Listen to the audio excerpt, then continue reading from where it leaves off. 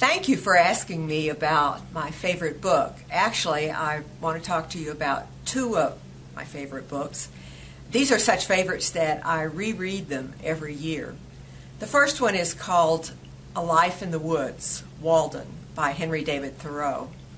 It's a summary, compressed, of his 2.5 years of living in a small cottage on the edge of Walden Pond.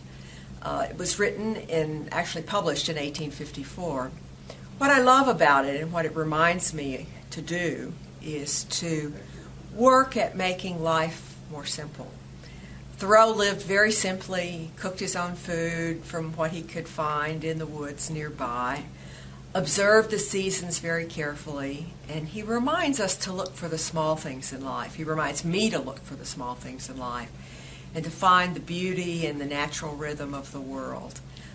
It helps keep me grounded.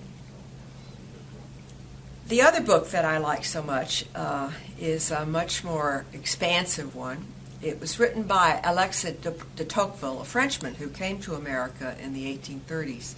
The title of the book is called Democracy in America. It was published in 1835 and the second volume in 1840.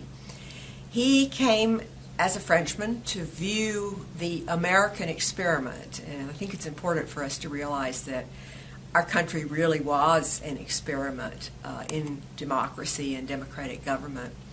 What I love about it, and probably what relates to what I do today, is that he observed how much opportunity there was in America and how it was easy for individuals who would work hard and find their own way to establish themselves and to build a good life for themselves.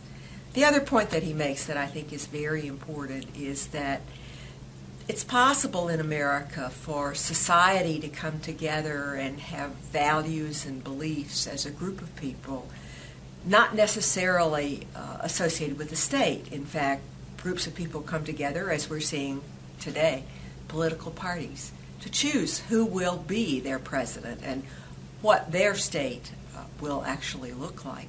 So I enjoy that reminder of the fact that education, what I do and what I've devoted my career to, really does go back to the deepest roots of American democracy and still flourishes.